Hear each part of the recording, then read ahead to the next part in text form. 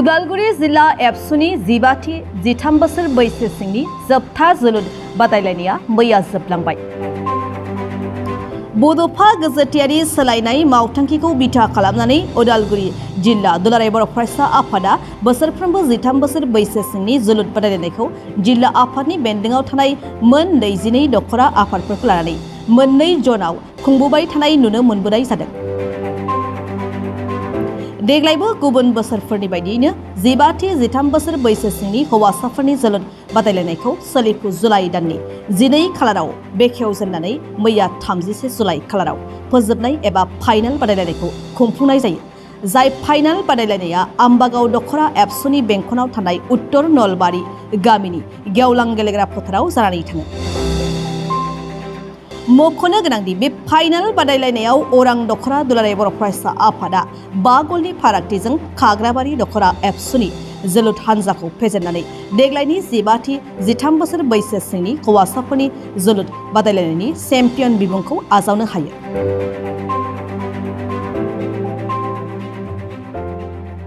उदालगुरि जिल्ला दुलाराय बर' फरायसा आफादा थांनाय 14 बोसोर सिगांनिफ्राय जोङो बे आन्डार 13 फुटबल टुर्नामेन्टखौ खुंबोदों। अर्थात 2009 मायथाइनिफ्राय देग्लाय 13 बोसोर बैसो सिंनि जोलुर गेलेनाय बेयो सरासनस्रायै जों जेरै आवगायबो खुंबोदों जे जिल्लानिनो दखरा आफादफोरखौ मोननै बाहागोआव जोङो राननानै माने सुबिदानि थाखाय दखरा आफादफ्रा सुबिदा जानायनि थाखाय मोननै बाहागोआव जों लाबोबाय थानाय जादों।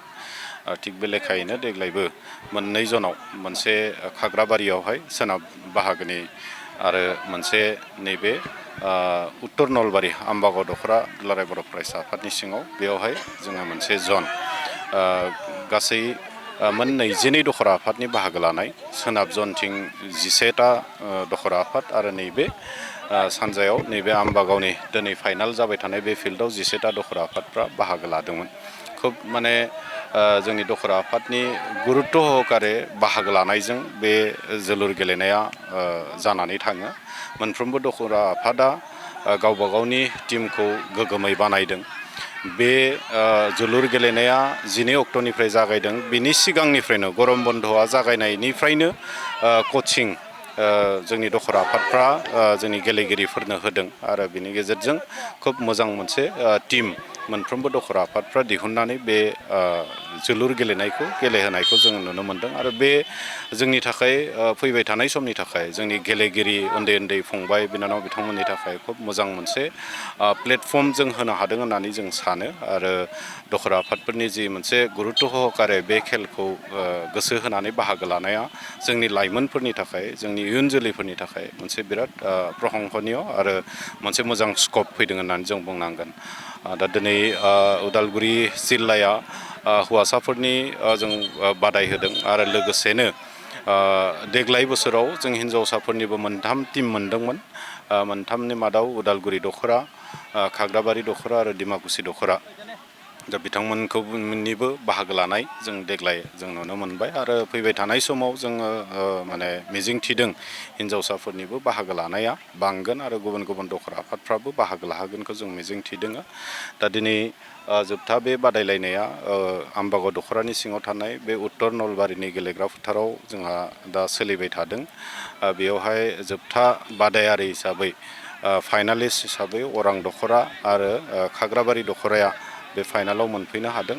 बिथांमोन मोननैबो टीमा खोब गोख्रोङै बाहागो लादों आरो थांनाय जिखिनि 12 अक्ट'निफ्राय गेलेबोबाय खोब गोख्रोङै बाहागो लाबोदों आरो बे लेखायै माने मोनसे मोजां मोनसे गेलेनाय जों दिनै नुनो मोनदों।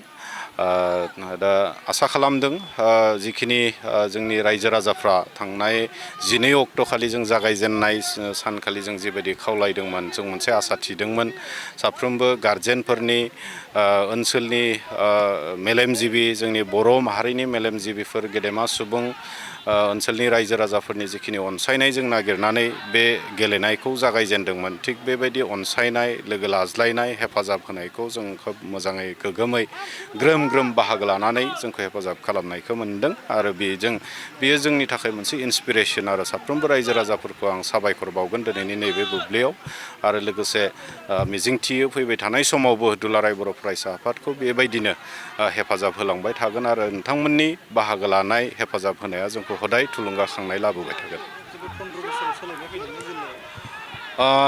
जोलुर गेलेनायाव बा गेलेनाय दिखाव दा दिनै जों नुगोन थांनाय जोङो 2009 मायथाइनिफ्राय जोंनि फुटबल गेलेनायफोरखौ एसे अबजारभेसनाव जों दोनबोबाय थादों। बै समाव जों नुबाय खोब माने निम्न माने माबानि गाहाय थाखोनि बायदि जोंनि गेलेनाया जायोमोन।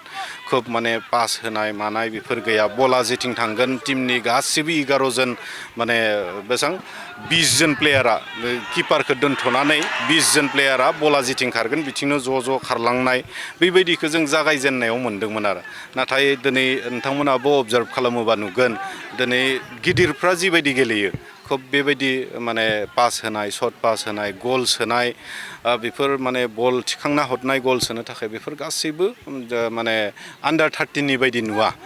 बेयो माने खोब माने स्किलफुल आरो माने गेदेरफोरा सिनियर टिमा जेरै गेलेयो खोब बेबायदि गेलेनो नाजानाय आरो गेलेनायखौ जों नुनो मोन्दों। बे मोनसे गेदेरथार माने सोलायनाय आरो मोनसे रिफर्मेसन खेलानि दिखौ आरो बेबायदि थांबाय थायोबा निस्सय दुलाराय बर' फरायसा आफादा जे मोनसे थांखि आरो उद्देश्यखौ लानानै दिनै बे गेलेनायखौ होबाय थादों बे जाफुंगोन आरो निस्सय दिनै मोगथां महर मोननोबो थांगासिनो जिहेथु बे आन्डार 13 फुटबल टुर्नामेन्टनिफ्रायनो सेन्ट्रेल कमिटियाबो खुङो आरो बे सेन्ट्रेल कमिटिया खुंखांनायनि उनाव मोनफ्रोमबो जिल्लानिफ्राय बेस्ट अफ दा बेस्ट प्लेयारफोरखौ पिकआप खालामनानै बड'फा एफसिआव माने लांनानै बेखौ स्टेट लेभेलाव गेलेहोदों। बावैसो सिगां जोंनि मानव गेदेर आफादगिरि बिथाङाबो बुंबाय जे बे जोंनि बड'फा एफसिआ मा होनो स्टेट लेभेलनि जिथु लिग बे लिगखौ गेलेनानै दिनै आइ लिग गेलेनायनि मोनसे खाबु मोननो हाबाय।